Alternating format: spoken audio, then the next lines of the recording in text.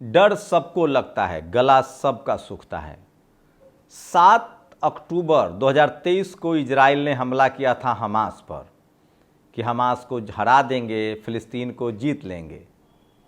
लेकिन सोचिए, 1 साल और 1 महीने बाद अब इजराइल ने सरेंडर कर दिया है। जी हाँ, बिल्कुल सही सुन रहे हैं आप।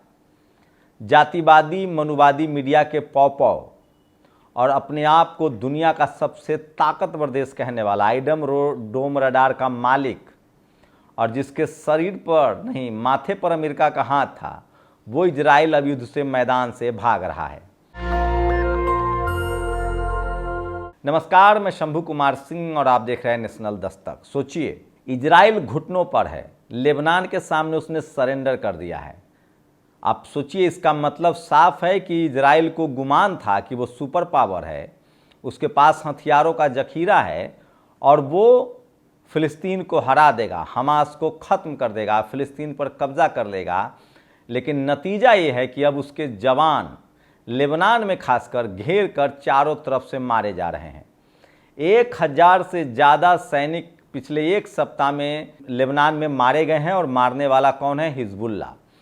तो सोचिए, जो इजराइल अब तक अपने बम बारूद पर गुमान करता था, अपने जहाज पर गुमान करता था, आखिरकार उसको अब कदम पीछे खींचना पड़ रहा है। कहा जा रहा है कि 60 दिनों का ये सीज फायर है जिसको खुद इजराइल चाहता है और शर्तें सुनेंगे तो आप कांप जाएंगे। शर्त है कि इजरायली सैनिकों को पूरी तरह से लेबनान को खाली कर देना है और वहीं लेबनानी सैनिक बने रहेंगे। दरअसल हिजबुल्लाह के पास जो हथियार मिले हैं उसके बाद इजराइल की रूह कांप रही है। सोचिए किस तरह से भारत की जातिवादी मनुवादी मीडिया इजराइल जाकर इजराइल को दुनिया का सबसे ताकतवर देश कहती थी, अब वो घुटनों पर आ गया। इसलिए कह रहा हूँ, जीत हमेशा सच्चाई की होती है, चाहे देर हो या सवेर हो। अब तो ये साफ है कि लेबनान के सामने, हिजबुल्लाह के सामने इजराइल ने सरेंडर कर दिया है।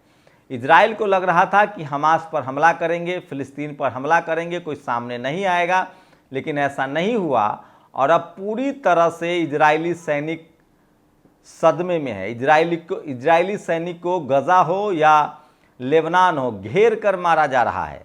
पानी में हमास, हूती और हिजबुल्लाह के लड़ाके उन पर भारी पड़ रहे हैं और नतीजा ये है कि अब समझौता कर लिया गया है और लेबनान से इजराइल चाहता है कि संधि हो जाए।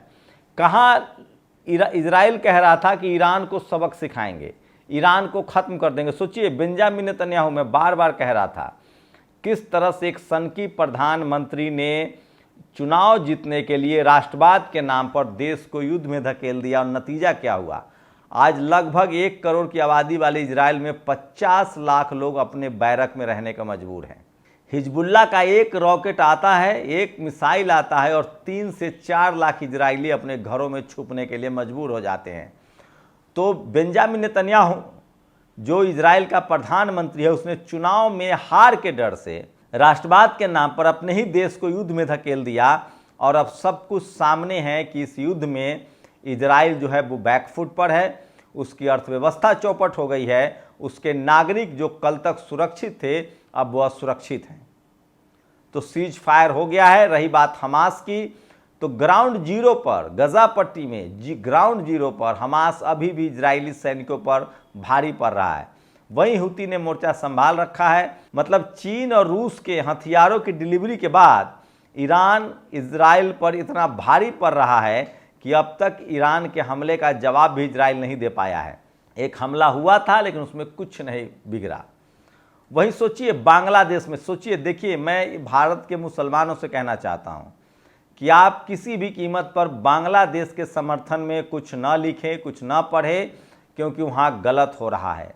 अगर वही गलती आप करेंगे तो आपके यहाँ पर, सोचिए, भारत में बांग्ला, एक तो पहले जातिवादी मनुवादी जो लोग हैं वो भारतीय मुसलमान को बांग्लादेश से कनेक्शन जोड़ते हैं, कभी पाकिस्तान से, कभी अफ़गानिस्तान से, कभी हमास से, तो कभी तालिबान से, तो हूती से, तो हिजबुल्लाह से। भारत के मुसलमान संविधान पर भरोसा करते हैं, संविधान को मानते हैं और वो संवैधानिक दायरे में रहकर अपनी बात करते हैं। उनको न तो इस्लामिक देश चाहिए, न शरीयत चाहिए, ये तो उनके लिए सबक है। वो सबसे ज़्यादा सेकुलर और विकास के नाम पर वोट करने वाले लोग हैं। सोचिए, भारत में जो जातिवादी मनुवादी हैं वो जो बांग्लादेश में हो रहा है उसकी सजा भारतीय मुसलमानों की देने की मांग करते हैं। दरअसल बांग्लादेश एक तरफ कट्टरपंथ की तरफ बढ़ रहा है। बांग्लादेश में एक धार्मिक जो हिंदू धार्मिक नेता हैं उन पर हमला करने की कोशिश हुई है, उनके वकीलों के साथ बदसलूकी हुई है। मैं बता दूं, आज बांग्लादेश स्वतंत्र है तो उसमें भारत का हाथ है। जब पाकिस्तान के सेना और जब पाकिस्तानी बांग्लादेश की महिलाओं पर अत्याचार कर रहे थे, बांग्लादेशियों को मार रहे थे, बीमारी फैल गई थी, तब मुजीबुर रहमान लड़ रहे थे और उस समय इंदिरा गांधी ने 2.5 लाख भारतीय सेना को बांग्लादेश भेजा था। उसके बाद बांग्लादेश एक स्वतंत्र देश हुआ और आज कोई भी भारत का मुसलमान बांग्लादेश के इन कट्टरपंथियों के साथ नहीं खड़ा है। बांग्लादेश को एक धार्मिक राष्ट्र बनाने की तरफ बढ़ा जा रहा है और मुझे तो ताज्जुब हो रहा है कि इसकी कमान यूनुस खान संभाल रहे हैं, जिनको कभी माइक्रो फाइनेंस का बेहतर इंसान बताया गया था, जिनको नोबेल पुरस्कार मिला है। आप सोचिए, उसके बाद भी ये सबसे खराब स्थिति है। और तो बांग्लादेश से लेकिन भारतीय मुसलमान को जोड़कर देखा जाए और जो जातिवादी मनुवादी हैं, सोचिए, एक तरफ वो बांग्लादेश को सेकुलर देश देखना चाहते हैं लेकिन अपने देश को वो एक धर्म विशेष का देश घोषित करना चाहते हैं। तो ये विडंबना देखिए, बांग्लादेश में इनको बराबर का अधिकार सबको मिलना चाहिए। मैं तो हमेशा से सर्वधर्म समभाव की बात करता हूँ, लेकिन इनको बांग्लादेश में सेकुलर देश चाहिए, पाकिस्तान सेकुलर चाहिए, मुस्लिम देश सेकुलर चाहिए, लेकिन भारत में एक धर्म विशेष का राष्ट्र बनाना चाहते हैं। इसी को हिपोक्रेसी कहा गया है। मैं फिर कह रहा हूँ, बांग्लादेश से भारतीय मुसलमानों का नाम जोड़ना एक बहुत बड़ा अपराध है। भारत का मुसलमान बाय चॉइस राष्ट्रवादी है। उनके पास 2 ऑप्शन था, पाकिस्तान जा सकते थे लेकिन उन्होंने भारत को चुना। वो यहाँ के संविधान में, मैंने देखा संविधान दिवस पर कहीं भी मुझे जातिवादी मनुवादियों के किसी संगठन ने कहीं संविधान दिवस पर कार्यक्रम आयोजित नहीं किया, लेकिन बढ़ चढ़कर मुस्लिम समाज ने संविधान दिवस पर भाग लिया और उसमें शरीक भी हुए। तो बांग्लादेश के लेकर, अफगानिस्तान को लेकर, पाकिस्तान को लेकर भारतीय मुसलमानों को खड़ा करना कटघरे में गलत है। भारत के मुसलमान हमेशा से न्यायप्रिय रहे हैं और वो अन्याय के खिलाफ खड़े होते रहे हैं, ये इतिहास रहा है। मैं फिर कह रहा हूँ, बांग्लादेश में जो हो रहा है उसकी घोर निंदा कीजिए। कोई भी देश जब धर्म के नाम पर अत्याचार करता है तो वो इसी तरह रसातल में चला जाता है। श्रीलंका की हालत कितनी खराब हो गई थी, आप सोचिए। मैं फिर कह रहा हूं, धर्म के नाम पर उन्माद फैलाने वाले किसी के सगे नहीं हैं, ये उनकी राजनीति। और इसी बीच सेकुलर देशों की स्थिति देखिए, दुनिया के सबसे अमीर शख्स जो हैं अब वो एलन मस्क बन गए हैं। वहीं एलन मस्क के भारत आने से घिघी बंधी हुई है। कहा जा रहा है कि एलन मस्क ने ऐसा तकनीक डेवलप किया है जिसमें न तो सिम लगेगा और सीधे इंटरनेट कॉलिंग हो सकती है और वहीं आपके मोबाइल में सीधे सैटेलाइट से इंटरनेट मिलेगा। इसके बाद भारतीय धन्ना सेठों की सांसें फूली हुई है। तो ये कुछ ग्लोबली खबर थी जो मैं चाहता था कि आपके साथ शेयर करूं। दुनिया में क्या हो रहा है ये आपको जानना चाहिए। मैं फिर कह रहा हूं, इजराइल एक बड़ी हार की तरफ बढ़ रहा है और लेबनान के सामने उसने लगभग समर्पण कर दिया है और लेबनान के जो लड़ाके हिजबुल्लाह उसके साथ संधि हुआ है, समझौता हुआ है। शुरुआती सीज फायर 60 दिनों का है और उसके बाद तय हुआ है कि इजरायली फौज अब लेबनान से बाहर निकल आएगी। मैं आपको बता दूं कि डोनाल्ड ट्रंप ने जरूर वादा किया था कि वो युद्ध को रुकवाएंगे, लेकिन ऐसा कुछ नहीं हो रहा है। लेकिन खुद हमास, हूती और हिजबुल्लाह के ताकत ने इजराइल को मजबूर कर दिया है। तो आप सोचिए, डोनाल्ड ट्रंप भी वादे से मुकर रहा है। दरअसल डोनाल्ड ट्रंप की कोशिश है कि रूस और यूक्रेन का युद्ध रुक जाए और रूस उनके पाले में बैटिंग करने लगे और रूस और चीन हथियारों की सप्लाई बंद कर दे ताकि इजराइल जो है वो फतह हासिल कर सके और फिलिस्तीन पर कब्जा कर सके। लेकिन रूस एक बार फिर से, चीन एक बार फिर से ईमानदार दोस्त साबित हो रहा है मिडिल ईस्ट का और साथ ही मुस्लिम कंट्री का और ईरान का, और वो अमेरिका के झांसे में तो कम से कम नहीं आने वाला है। तो मुझे पूरा भरोसा है कि भारत के मुसलमान दुनिया भर में जहां भी कहीं धर्म के नाम पर हिंसा हो, गैर बराबरी हो, वहां सचेत रहते हैं और गैर बराबरी के खिलाफ लड़ाई लड़ते हैं।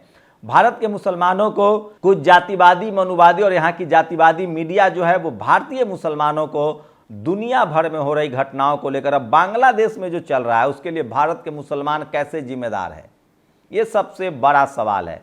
तो सोचिए, जो लोग भारतीय मुसलमानों को लगातार प्रोपगेट करते हैं, उनके बारे में अफवाह फैलाते हैं, वो लोग बांग्लादेश को मुद्दा बना रहे हैं। मैं फिर कह रहा हूँ, इससे हमें सीखना चाहिए, चाहे पाकिस्तान हो या बांग्लादेश हो, कि कोई भी देश तभी तरक्की करेगा जब वो विज्ञान के रास्ते पर जाएगा, तभी जाकर वो आगे बढ़ेगा, तभी वो ताकतवर होगा। नहीं तो आज रूस और चीन न होता तो फिलिस्तीन, हमास और हूती के लड़ाके इतनी ताकत से नहीं लड़ रहे होते और इजराइल सरेंडर नहीं कर रहा होता।